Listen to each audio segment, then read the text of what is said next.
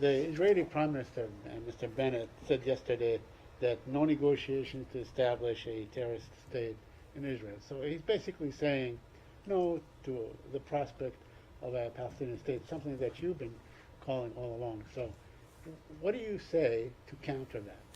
How would you, let's say, emphasize your commitment to the two-state solution with Mr. Bennett? Look, I am not going to offer a direct response to the Prime Minister, but our position on the two-state solution is well known. It is as well known as it is clear. We believe that a two-state solution is the best way to ensure Israel's future as a Jewish and democratic state living in peace alongside a viable democratic Palestinian state. That is why we will continue to focus our efforts on an approach that is affirmative, an approach that is practical, an approach that seeks to improve the quality of life for Israelis and Palestinians alike in the immediate term and over the longer term to help keep the possibility of a negotiated two-state solution alive. You've heard us say this before, but we believe that Israelis and Palestinians equally deserve equal measures of safety, of security, of prosperity, of democracy, and of dignity. That's really at the core of our approach. Yes, but while that's great. I mean but in many ways it sounds like a euphemism for inaction.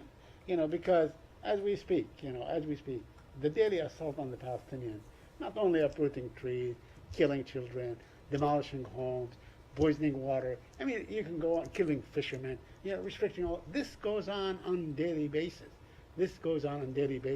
What actions are you willing to take or to impress upon the Israelis so they stop doing this thing or minimize doing this thing or just sort of pull back, whether on NGOs that are defined and designated as terrorist organizations and so on, whether it's the NSO that Israel is probably pressing upon you to sort of not to take it off your blacklist and so on, while they're spying on Palestinians and every day of their lives.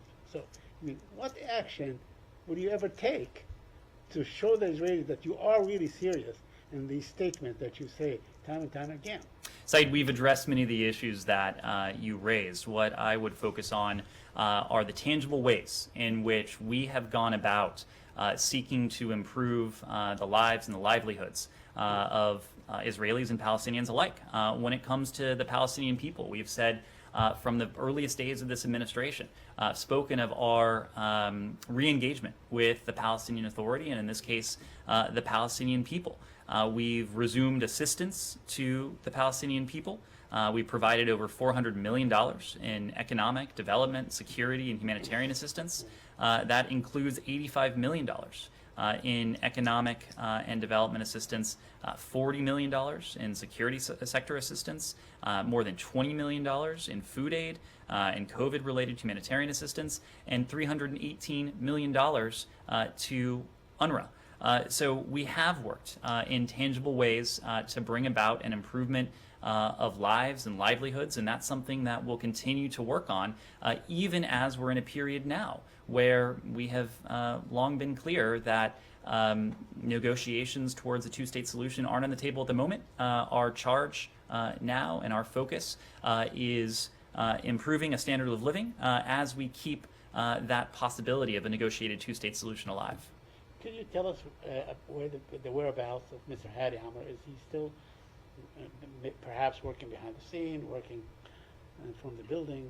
I mean, he's just simply not on the radar screen anymore. Is he still envoying? I have had a number of conversations with Das Amr in the past few days alone. I can tell you he is very much engaged in diplomacy. He is in constant contact with Israeli officials, with Palestinian officials, with regional officials.